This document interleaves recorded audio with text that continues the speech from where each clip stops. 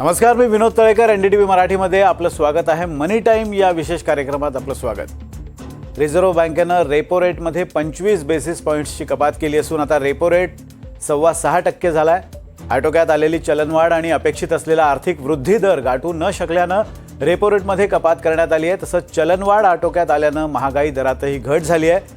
या सगळ्या घटकांचा या निर्णयावर परिणाम झाला असं म्हणावं लागेल आणि त्यातच रब्बी हंगाम चांगला जाण्याची शक्यता असून औद्योगिक क्षेत्रात निर्माण झालेली तेजी तसंच बजेटमधल्या आयकराच्या स्लॅबमध्ये बदल केल्यानं सर्वसामान्यांच्या खिशात शिल्लक राहिलेला पैसा त्यामुळे मागणीसुद्धा वाढेल असा अंदाज आहे. केंद्र सरकारनं भांडवली खर्चात सातत्य ठेवण्याचे संकेत दिल्यानं उद्योग जगतानं नुकत्याच सादर झालेल्या अर्थसंकल्पाचं स्वागत केलंय. मात्र जागतिक पातळीवर अस्थिर वातावरणाचा परिणाम देशांतर्गत आर्थिक बाबींवर होऊ शकतो असा इशारा रिझर्व्ह बँकेचे गव्हर्नर संजय मल्होत्रा यांनी दिलाय. जागतिक बाजारातल्या चढउतारांचा भारताच्या अर्थव्यवस्थेवर विपरीत परिणाम होऊ शकतो. त्यामुळे रिझर्व्ह बँक बदलत्या परिस्थितीवर लक्ष ठेवून आहे असं सुद्धा ते म्हणालेत. ही बातमी आपल्याला सविस्तर पाहायची आहेत आणि अशा अनेक बातम्यांवर किंवा बाबींवर आपण आजच्या मनी टाईममध्ये बोलणार आहोत. मात्र त्याआधी एक नजर टाकूया टॉप 10 बिझनेस न्यूजवर.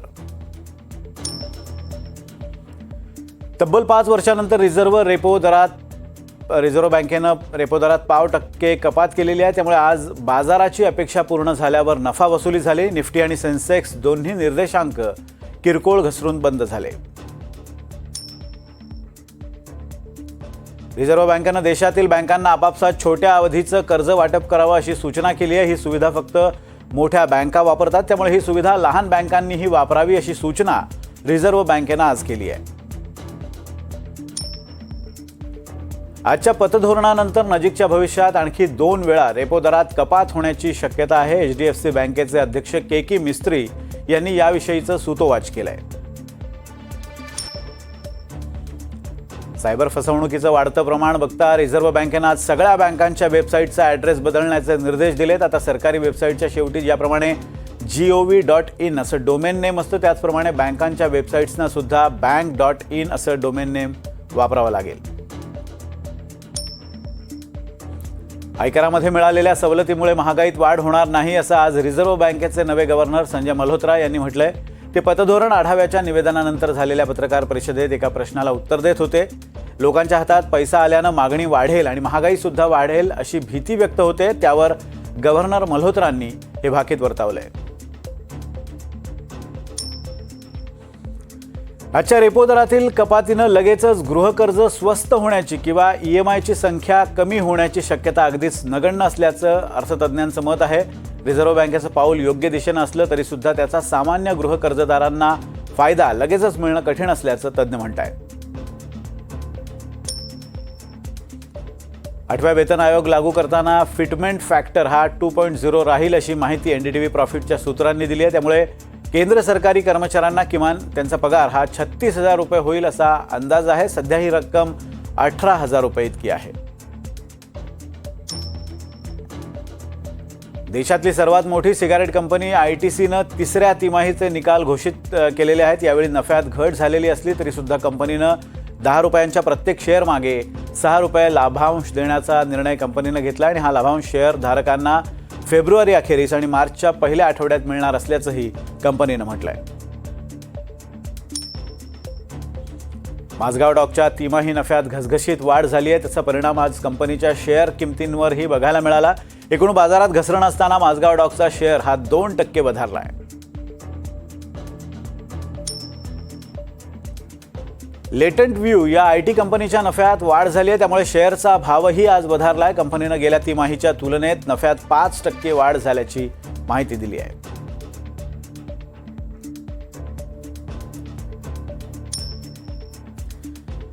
आणि आता आजच्या दिवसातला सगळ्यात मोठा मुद्दा, महत्त्वाचा मुद्दा तो म्हणजे रिझर्व्ह बँकेनं आज आपलं पतधोरण जाहीर केलेलं आहे. त्याचविषयी आपल्याला बोलायचं आहे. रिझर्व्ह बँकेनं आज आपलं पतधोरण जाहीर केलं आणि या व्याज दरात 0.5% कपात केली आहे. गेल्या आठवड्यात केंद्रीय अर्थमंत्री निर्मला सीतारामन यांनी अर्थसंकल्प सादर केला. 12 लाखांपर्यंतचं उत्पन्न आयकर मुक्त करण्यात आलेलं आहे आणि आजचा रिझर्व्ह बँकेचा निर्णय आणि अर्थमंत्र्यांचा कर सवलतीचा निर्णय हे दोन्ही अर्थव्यवस्थेला चालना देण्यासाठी अतिशय महत्त्वाचे मानले जात आहेत. पण तिकडे शेअर बाजारात मात्र काहीशी थंड प्रतिक्रिया आलेली आहे. अर्थसंकल्पानंतर सुद्धा शेअर बाजार काही अंशी कोसळला होता, मग तो रिकवर झाला. एकूणच या आणि अशा अनेक मुद्द्यांवर चर्चा करण्यासाठी आपल्यासोबत आहेत NSDLचे माजी व्हाईस प्रेसिडेंट आणि सुप्रसिद्ध अर्थतज्ञ चंद्रशेखर टिळक. टिळक सर, तुमचं मनी टाईममध्ये स्वागत आहे. आजचा रेपो रेट घटवल्यानं सध्या उत्साहाचं वातावरण आहे, पण त्यामुळे सर्वसामान्यांच्या जीवनात नेमका काय फरक पडणार आहे अशी एक सर्वसाधारण लोकांची भावना असते. गृहकर्ज खरंच स्वस्त होईल असं वाटतंय का? सगळ्यात पहिल्यांदा एक गोष्ट आपण लक्षात घेऊ की रिझर्व्ह बँकेनं एखादा व्याजदर कमी केला म्हणून ताबडतोबीनं तुम्हाला आणि मला मिळणारा कर्जावरचा व्याजाचा दर कमी होईल अशी सुत्रामही शक्यता नसते. याच्यामध्ये धोरणात्मक पेक्षा सुद्धा प्रक्रियात्मक भाग जास्त असतो. कारण आपण जे कर्ज घेतो ते एखाद्या व्यावसायिक बँकेकडनं घेतो, आपण जे कर्ज घेतो ते रिझर्व्ह बँकेकडनं घेत नाही. अगदी एक साधं उदाहरण घ्या की आज जी चर्चा आपण करतोय की रिझर्व्ह बँकेने अनेक वर्षांच्या कालावधीनंतर रेपो रेट 0.5% कमी केला, तर मुळात रेपो रेट याचा अर्थच असा आहे की रिझर्व्ह बँक ज्या व्याजदराने बँकांना कर्जाऊ रक्कम देते त्याचा व्याजदर कमी झालाय. त्यांनी तुम्हाला आणि मला द्यायच्या स्टँडर्ड लेंडिंग रेटमध्येच कुठंही कोणत्याही प्रकारची कपात केलेली नाही. कारण असे निर्णय सूचकांकाच्या दृष्टिकोनातून रिझर्व्ह बँक जरूर देते, पण धोरणात्मक निर्णय त्या वित्त संस्थेला किंवा बँकेला घ्यावा लागतो. त्यामुळे मुळातच कोणतीही बँक ज्याच्याकडनं आपण कर्ज घेतो त्याच्या व्याजाचा दर याच्यामधला एक घटक जरी रिझर्व्ह बँकेचा रेपो रेट हा असला तरी तो एकमेव घटक नसतो. आणि काळाच्या ओघावरती प्रत्येक बँक त्याच्या सवडीनुसार सोयीनुसार अशा पद्धतीची व्याजदरामध्ये कपात करत असते. त्यामुळे कोणती बँक कधी व्याजदर कमी करेल हे त्या बँकेवर अवलंबून असतं. त्यामुळे आज रिझर्व्ह बँकेनं रेपो दर कमी केला म्हणून उद्या मी जर बँकेत कर्ज घ्यायला गेलो कुठच्याही तरी त्यांचे कपात दर व्याजदर कमी झाले असतील असं नाही.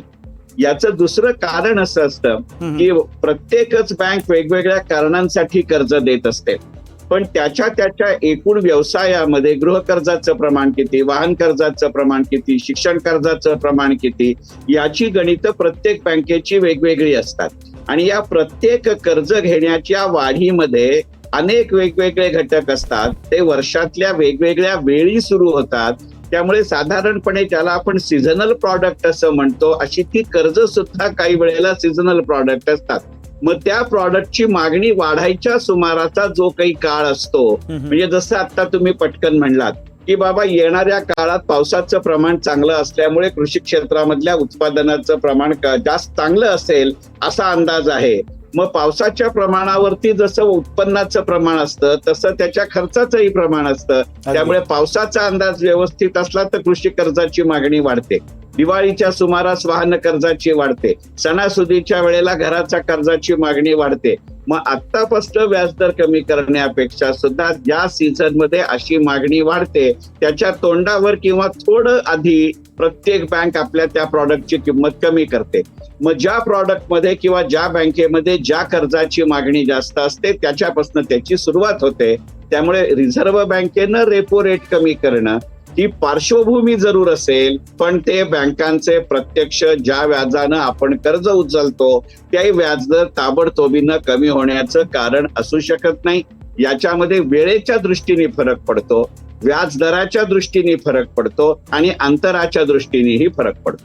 म्हणजे आपण ज्या बँकेकडून कर्ज घेतलंय त्या बँकेच्या पुढच्या निर्णयावर ही बाब अवलंबून असेल की तुमचं कर्ज स्वस्त होणार आहे किंवा नाही. अगदी हा मुद्दा लक्षात आला. पण एक महत्त्वाचा मुद्दा गेल्या काही दिवसांपासून चर्चेत आहे, तो म्हणजे जवळपास 5 वर्षानंतर रेपो रेटमध्ये हा कपातीचा निर्णय रिझर्व्ह बँकेनं घेतलेला आहे. काय अशी नेमके कारणं होती किंवा काय असे फॅक्टर्स होते या म्हणजे हा निर्णय घेतला जात नव्हता, रेपो रेटमध्ये कपात केली जात नव्हती, काय नेमकी कारणं होती?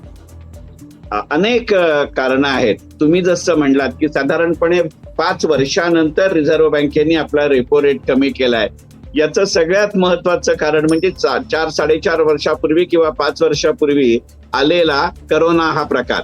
करोनाच्यामुळे संपूर्ण जागतिक अर्थव्यवस्थेचं गणित अगदी स्थानिक पातळीपासून जागतिक पातळीपर्यंत ह्या संपूर्ण आर्थिक अभिसरणाचा किंवा आर्थिक हालचालींचा वेग पूर्णपणाने कमी झाला होता. मग असलेलाच व्यवसाय सांभाळताना अनेकांच्या नाकी नऊ आल्यामुळे नवीन कर्जासाठी किंवा आपल्या दैनंदिन कर्जासाठी खर्चासाठी कर्ज काढण्याची गतीच कमी झाली होती. अगदी. मग जिथे मागणीच नव्हती तिथे व्याजदर कमी करून मागणी वाढेल अशाची परिस्थिती नव्हती. हा पहिला मुद्दा. दुसरा मुद्दा म्हणजे एकंदरीतच गेल्या 4-4.5 वर्षामध्ये ज्या पद्धतीनं आपल्या देशामध्ये भांडवल बाजारातनं पैसे उभे करण्याचं प्रकरण होतं किंवा तांत्रिक दृष्ट्या सहकार्य करायचं आणि कर्जरोख्यांच्या रूपाने पैसे उभे करायचे, अशी जी व्यावसायिक क्षेत्राची गणितं होती, त्या व्यावसायिक क्षेत्राच्या गणितामुळे एकंदरीतच कर्जाला मागणी कमी होती आणि ती कर्जाची मागणी त्या क्षेत्रातल्या घटकांमुळे जर वाढायला सुरुवात झाली असती तर रिझर्व्ह बँकेनं ही प्रक्रिया आणखीन वेगवान करण्यासाठी अर्थव्यवस्थेमधले व्याजदर कमी करण्याकडे लक्ष दिलं असतं. हे जितकं व्यावसायिक क्षेत्राला किंवा व्यावसायिक कर्जाला लागू पडणारं कारण आहे तितकंच ते वैयक्तिक कर्जालाही लागू पडणार आहे. कारण करोना नंतरच्या काळामधनं अर्थव्यवस्था मग ती राष्ट्रीय असेल, राज्याची असेल किंवा तुमच्या माझ्यासारख्या व्यक्तींची असेल, ही सुधारायला काहीतरी वेळ लागत होता. त्यामुळे आपल्या दैनंदिन उत्पन्नाच्या सायकलवरती किंवा चक्रावरती सुद्धा परिणाम झाला असेल. आपल्या सगळ्यांच्या असं लक्षात आलंय की मार्च 2020 मध्ये करोना सुरू व्हायच्या आधी ज्या नियमितपणानं एका विशिष्ट तारखेला आपल्याला पगार मिळत असेल पगारदार व्यक्तीला, तर कंपन्यांनी मी नंतरच्या काळात पगार दिले नाही तसं नाही म्हणणार, पण ते गणित थोडंफार मागे पुढे झालं. सुरुवातीच्या काळामध्ये काही प्रमाणात तरी हप्त्याने काही कंपन्यांनी पगार दिले, त्यामुळे माझ्या उत्पन्नाला मिळणार याची मला खात्री होती, परंतु ते नेमकं कोणत्या विशिष्ट तारखेला मिळेल याची खात्री मला यायला काही काळ जावा लागला. शेवटी मी जेव्हा एखादं कर्ज घेतो त्यावेळेला त्याच्या हप्त्याची तारीख ठरलेली असते. मी माझ्या बँकेला मॅन्डेट दिलेलं असतं की या विशिष्ट तारखेला तुम्ही याचे पैसे देऊ शकता आणि मग त्यानुसार ज्याच्याकडनं मी कर्ज घेतलंय त्या ऑटो डेबिटच्या स्वरूपातनं त्याचा हप्त्यामध्ये व्याजही समाविष्ट असतं. या सगळ्या दृष्टिकोनातनं त्याची गणितं असतात आणि त्यामुळे या काही अनिश्चिततेमुळे, उत्पन्नाच्या मिळण्याच्या तारखेच्या अनिश्चिततेमुळे, उत्पन्नाच्या मिळण्याच्या रकमेच्या अनिश्चिततेमुळे आणि उत्पन्नाच्या मिळण्याच्या प्रमाणाच्या अनिश्चिततेमुळे कोणतीही मोठी गुंतवणूक अगदी कर्ज करून सुद्धा, मग घर घेण्यासाठी असेल, गाडी घेण्यासाठी असेल, इतर व्यवसाय वृद्धीसाठी असेल, ही वैयक्तिक आणि व्यावसायिक दोन्ही पातळीवरती त्यावेळी निधी उभारणी करण्यापेक्षा सुद्धा काही काळ तरी पुढे ढकलण्याकडे गेलो. तर अगदी साधं उदाहरण पाहू की आपल्या राज्यामध्ये, महाराष्ट्रामध्ये गेल्या काही वर्षांमध्ये रिडेव्हलपमेंटचा प्रकार खूप वाढलाय. त्याच्या आधीची अनेक वर्ष आपल्याकडे रिडेव्हलपमेंट नव्हती, पण नव्यानं घर घेणारा जो वयोगट होता तो सेवा क्षेत्रामध्ये होता. तो सेवा क्षेत्रामध्ये कार्यरत असलेल्या गटावरतीच मुळात या मंदीचा किंवा या अनिश्चिततेचा सगळ्यात मोठा परिणाम झाला होता. त्यामुळे तरुण वयात नव्यानं घर घेण्यापेक्षा सुरुवातीच्या काळात काही काळाकरता आपण आत्ता भाड्यानं राहू आणि मग नंतर भांडवली खर्च करू की नाही, अशा पद्धतीची गणितं होती. वर्क फ्रॉम होम या संकल्पनेमुळे मुळातच वाहन कर्ज घेऊन आपली वाहनं घेणं याचंही प्रमाण कमी झालं होतं. त्यामुळे मूळ कर्ज याच प्रॉडक्टला मागणी नसल्यामुळे त्याचा व्याजदर हा प्रकार नगण्य झाला. ही फार मोठी पार्श्वभूमी आहे. ही प्रक्रिया बराच काळ चालली. ही जशी राष्ट्रीय पातळीवर खरी आहे तशीच ती मोठ्या प्रमाणावरती व्यावसायिक पातळीवरती किंवा जागतिक पातळीवरती ही खरी आहे. करोना नंतरच्या काळामध्ये साधारणपणे जी छोटी छोटी कर्ज होती मग ती सुद्धा कमी जास्त प्रमाणामध्ये व्हायला लागली. तेलाच्या दराचा नेमका अंदाज न आल्यामुळे त्याच्याशी संबंधात जी कर्जाची प्रॉडक्ट होती त्याचाही विचार करावा लागला आणि त्याही पेक्षा सुद्धा ज्याचं सुतोवाच्या आजच्याही रिझर्व्ह बँकेच्या गव्हर्नरांच्या विधानामध्ये किंवा स्टेटमेंटमध्ये आहे आणि ते असं आहे की आज करोनामुळे जन्माला आलेली आर्थिक अशांतता जरी कमी झाली असली तरी जी बाकीची राजकीय आणि सामाजिक अशांतता आहे त्याचा कुठे ना कुठेतरी पार्श्वभूमीसारखा परिणाम या व्याजदरांवरती आणि कर्जाच्या मागणीवरती झालाय. साधं उदाहरण घ्या ना की आज सुद्धा जगाच्या नकाशामध्ये कमीत कमी 6 ते 7 ठिकाणी युद्ध सदृश परिस्थिती आहे. बरोबर. ज्या वेळेला अशी युद्ध सदृश परिस्थिती असते केवळ ते जी 2 देश युद्ध करतायत त्यांच्यावरतीच त्याचा परिणाम होतो अशातला भाग नाही. त्या देशांच्या आजूबाजूनं जागतिक व्यापाराची जी वाहतूक होत असते त्याच्यावरतीही त्याचा परिणाम होतो. एक उदाहरण देतो.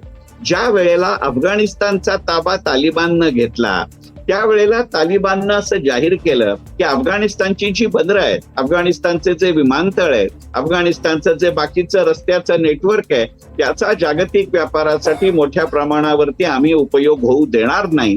त्यामुळे अफगाणिस्तानाकडनं मी माल घेत नसेल, मी तालिबानकडनं माल घेत नसेल, पण मी तिसऱ्याच देशाकडनं घेतलेला माल जेव्हा या देशांच्या सीमारेषांच्या जवळनं जातो त्याची मला भीती वाटायला लागते. आपण तेलाची आयात देश म्हणून ओपेक देशांच्या ऐवजी रशियाकडे वळवण्यामागे अशा पार्श्वभूमींची गणितं होती. मग ज्या वेळेला मी माझ्या वाहतुकीचा मार्ग बदलतो किंवा ज्या वेळेला मी माझ्या व्यापाराची जागा बदलतो त्यावेळेला माझ्या कर्जाचं प्रमाण कमीत कमी ठेवतो. कारण माझा दैनंदिन खर्च किंवा ऑपरेटिंग कॉस्ट कशी कमी जास्त होतीये याच्यावरती त्या वेळेला मी किती कर्जाऊ रक्कम उचलेन, देश म्हणून, कंपनी म्हणून, व्यक्ती म्हणून, व्यावसायिक म्हणून याची गणितं बदलत राहतात. आणि म्हणून कदाचित 4, 4.5, 5 वर्षाच्या काळामध्ये व्याजदरामध्ये मोठे फरक झाले नसतील. आणि एक अत्यंत महत्वाची गोष्ट अशी आहे की मुळातच गेल्या 4.5-5 वर्षामध्ये बँकांमध्ये डिपॉझिट ठेवण्यापेक्षा सुद्धा म्युच्युअल फंडांसारख्या योजना असतील तिथे पैसे गुंतवणं किंवा ज्या निरनिराळ्या कंपन्यांचे कर्ज रोखे येतात तिथे पैसे गुंतवणं किंवा त्या माध्यमातून व्यावसायिक संस्थांनी पैसे उभारणं याच्याकडे वाढणारा कल हाही या 5 वर्षामध्ये व्याजदर न बदलण्यामागचं एक महत्वाचं कारण असू शकतं. टिळक सर, अजून एक मुद्दा असा आहे, जसा तुम्ही आता उल्लेख केलात आणि मल्होत्रा गव्हर्नर जे आहेत त्यांनी सुद्धा एक उल्लेख केलेला होता की जागतिक स्तरावरच्या भूराजकीय परिस्थितीचा किंवा जागतिक अर्थव्यवस्थेचा परिणाम आपल्या अंतर्गत अर्थव्यवस्थेवर, देशांतर्गत अर्थव्यवस्थेवर होऊ शकतो, पण तो तसा थेट होऊ नये यासाठी आपण काय काळजी घेतली पाहिजे? सगळ्यात महत्वाचं म्हणजे अशी काळजी आपण एक देश म्हणून आधीपासून घेतोय ही प्रक्रिया जास्त बळकट करावी लागेल. कारण अशा पद्धतीची जागतिक अनिश्चितता दरवेळेला ते संकटच असतं अशातला भाग नाही, पण त्याची प्रिकॉशन किंवा आपण असा जास्तीत जास्त विपरीत परिणाम होऊ नये आणि झाला तरी तो कमीत कमी राहावा अशा पद्धतीनं 2-3 गोष्टी करता येतात. एक साधं उदाहरण घेऊया की आता जसं आपण 2020च्या करोनाचा विचार केला त्याच्या आधीच्या काळामध्ये 2008-9 या सालामध्ये जागतिक महामंदीनं जागतिक अर्थव्यवस्था आणि पर्यायानं आपली राष्ट्रीय अर्थव्यवस्था याला सुद्धा मोठ्या प्रमाणावरती झटका बसण्याची शक्यता आहे. पण जगातल्या इतर अनेक देशांच्या तुलनेमध्ये भारतीय अर्थव्यवस्थेला बसलेला धक्का हा कमी होता. याचं कारण असं होतं की एकंदरीतच आपल्या देशाची असलेली लोकसंख्या आणि त्या लोकसंख्येमध्ये ज्या प्रमाणामध्ये तरुणाईचं आणि त्यामुळे वाढत्या उत्पन्नाचं प्रमाण होतं यातनं आपली देशांतर्गत मागणी हे आपलं बलस्थान आहे. त्यामुळे कोणत्याही अनिश्चिततेच्या काळामध्ये साहजिकच कोणत्याही प्रमाणामध्ये ज्या पद्धतीनं देशांतर्गत मागणीचं स्वरूप आणि प्रमाण बदलतं त्याच्याकडे लक्ष केंद्रित करत तो जर मार्ग आपण जास्तीत जास्त सुरक्षित करत गेलो तर बाकीच्या जागतिक अनिश्चिततेचा, मग ती राजकीय असेल, ती सामाजिक असेल, ती आर्थिक असेल, याचा परिणाम काही वेळेला व्याजासारख्या धोरणात्मक निर्णयातनं घेता येतो, काही वेळेला घेता येत नाही. आता एक साधं उदाहरण घेऊ की अमेरिकेचे राष्ट्राध्यक्ष म्हणून डोनाल्ड ट्रम्प यांनी आता अगदी अलीकडे पुन्हा एकदा शपथ घेतली आणि त्याच्यानंतर त्यांनी तिथे बेकायदेशीररित्या काम करणाऱ्या माणसांविषयी, ते काही फक्त भारतीय नागरिक आहेत अशातला भाग नाही, परंतु त्यांच्याबद्दलची काही भूमिका, काही धोरण हे निश्चित केलं. केवळ धोरण त्यांनी निश्चित केलं असं नाही, प्रत्यक्षात त्याप्रमाणे त्या मंडळींना ते ज्या देशाचे नागरिक असतील त्या देशामध्ये परत पाठवण्याची प्रक्रिया सुरू केली. त्यामुळे एका विशिष्ट टप्प्यावरती अशा पद्धतीनं ज्या प्रमाणामध्ये परदेशी पूर्वी राहिलेले आता इथे परत आलेले नागरिक आले असतील त्यांचा बोजा त्या वेळच्या समाज व्यवस्थेवरती, त्या अर्थव्यवस्थेवरती हा पडत असतो. एखाद्या देशातनं दुसऱ्या देशामध्ये घुसखोरी व्हायची या जागतिक अशांततेमुळे फार मोठ्या प्रमाणावर शक्यता असते. साधं उदाहरण घ्या की बांगलादेशमध्ये काही महिन्यांपूर्वी ज्या वेळेला राजकीय उलथापालथ झाली त्यावेळेला बांगलादेशाच्या सीमारेषेवरती आपल्याला असलेल्या इतर मंडळी आपल्याकडे येणार नाही त्याची पावलं उचलावी लागली. म्हणजे एकंदरीतच बाजारपेठेचं नेमकं स्वरूप आणि बाजारपेठेचं नेमकं प्रमाण ठरवण्यासाठी राजकीय पावलं उचलावी लागतात, संरक्षणात्मक पावलं उचलावी लागतात आणि त्याच्यामधला एक भाग आर्थिक भाग हा असा असतो. मग अशा बदलत्या मागणीचा विचार करताना, कारण अगदी अनिश्चिततेच्याच काळात असं नव्हे, ज्या वेळेला एका वेगळ्या पद्धतीचं ट्रान्झिशन असतं, त्याचं एक सगळ्यात महत्वाचं पाऊल असं असतं की त्यांची जी बदलणारे घटक आहेत त्यांची तीव्रता जितकी कमी करता येईल आणि पुरवठ्याचे मार्ग जितके सुकर ठेवता येतील, सुलभ ठेवता येतील, कार्यक्षम ठेवता येतील ते ठेवावे लागतात. त्यामुळे मागणी आणि पुरवठा यांच्यामधल्या तफावतीवरती किंमत ठरत असते आणि ही तफावत केवळ किमतीतलीच असते असं नाही, वेळेतली असते.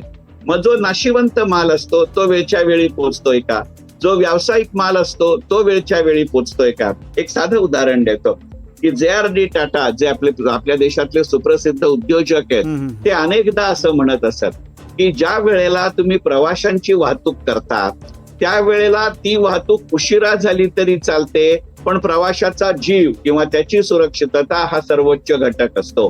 पण ज्या वेळेला तुम्ही मालाची वाहतूक करत असतात त्यावेळेला वेळ, त्याच्या पोचण्याची वेळ, तिथे ती वस्तू सांभाळली जाण्याची वेळ हे सगळ्यात सर्वोच्च असतं. त्यामुळे लॉजिस्टिक्स कडे आपल्याला लक्ष द्यावं लागतं. ही लॉजिस्टिक्स किंवा वाहतूक किंवा हा पुरवठा कमीत कमी खर्चात, कमीत कमी इन्शुरन्स मध्ये, वेळच्या वेळी आणि त्याची नाशिवंतता किंवा टिकाऊपणा याचा विचार करून करावा लागतो. आणि दुसरा परिणाम असा असतो की ही मागणी बहुतांश वेळेला ग्राहक, काही वस्तू अशा असतात की त्याचा किमतीशी फारसा संबंध नसतो. एक काळ आपण देशाची आपल्या जे तेलाच्या आयातीचं वर्णन केलं जायचं की ती पूर्णपणाने किमतीशी असंवेदनशील आहे, कारण माझ्या अर्थचक्रासाठी ती गणित महत्वाची होती. पण वैयक्तिक पातळीवरती जेव्हा आपण 145 कोटी जनतेचा विचार करतो तेव्हा मगाच्या एका प्रश्नामध्ये मी म्हणलं की जेव्हा माझ्या उत्पन्नाची अनिश्चितता होते त्यावेळेला मला सगळ्यात पहिल्यांदा मग आता हा खर्च केला नाही तर चालेल का, आजच्या ऐवजी मी उद्या केला तर चालेल का, अशा पद्धतीनं मी मागणीचं प्रमाण कमी करतो. म्हणजे हातचं राखून मागण्याला प्राधान्य दिलं जातं. पण एक महत्वाचा मुद्दा या सगळ्यातनं आहे की आता काही म्हणजे आठवड्याभरापूर्वी जाहीर झालेला अर्थसंकल्प असेल आणि त्यातनं कराचे जे टप्पे किंवा रचना बदलली त्यामुळे जवळपास 1 लाख कोटींचा निधी किंवा 1 लाख कोटी रुपये सर्वसामान्य जनतेच्या हाती राहतील किंवा आज, आणि त्यानंतर आजचा हा सगळा निर्णय जर रेपो रेटचा बघितला तर कर्जातल्या हप्त्याचं प्रमाण किंवा कर्जदाराला थोडासा एक लाभ होणार आहे. तर ही रक्कम आता सर्वसामान्य जनतेच्या हाती उरणार आहे.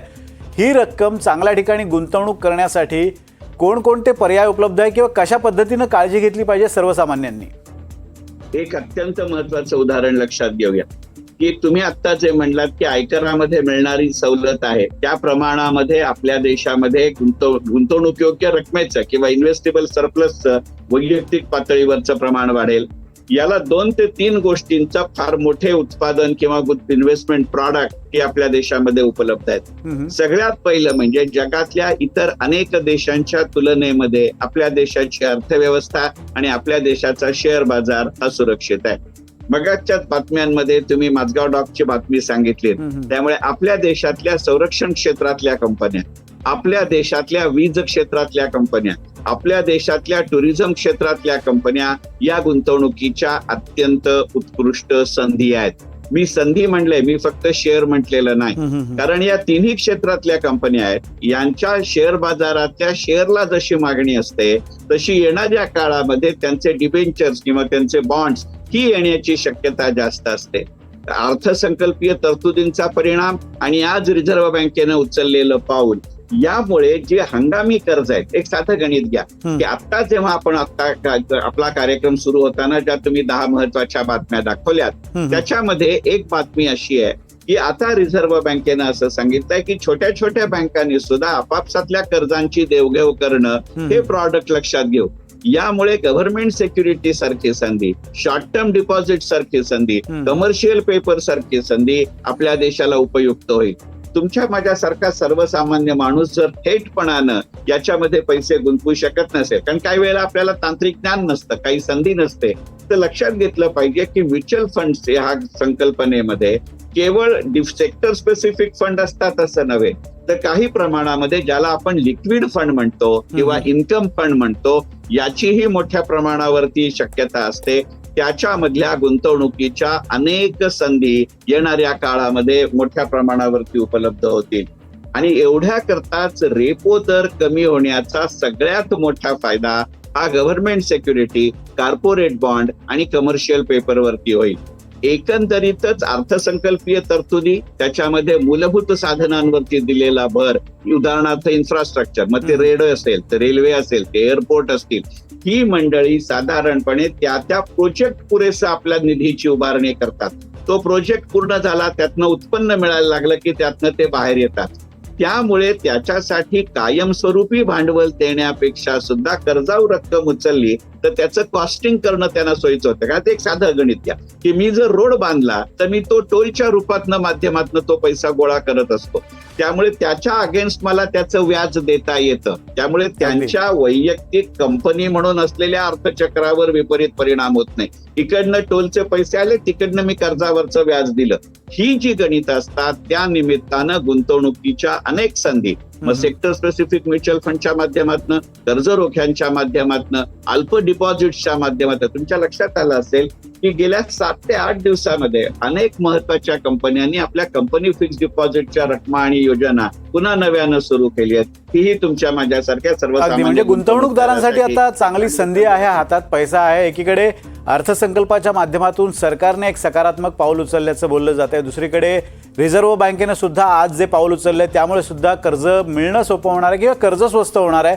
अशा वेळेला एक विन विन सिच्युएशन आहे गुंतवणूकदारांसाठी आणि मागणी त्यामुळे वाढू शकेल आणि मागणी वाढली तर अर्थव्यवस्थेला चालना मिळू शकेल असा आशावाद व्यक्त केलेला आहे. आणि त्या आठवड्याभरातल्या या ज्या दोन्ही घडामोडी आहेत त्या अतिशय महत्त्वाच्या, अतिशय सकारात्मक अर्थव्यवस्थेच्या दृष्टीने आहेत. आता पाहायचं इतकंच की उद्योग जगत या सगळ्या पावलांना कसं सकारात्मक प्रतिसाद देतोय. धन्यवाद टिळक सर तुम्ही केलेल्या या विश्लेषणाबद्दल. आणि आजच्या या रेपो रेटच्या कपातीनंतर बाजारात काय काय घडामोडी घडतील ते पाहणं सुद्धा महत्त्वाचं असेल. या बातमीच्या बुलेटिनमध्ये इथेच थांबतोय. मात्र ताज्या आणि अपडेटेड बातम्यांसाठी बघत रहा NDTV मराठी.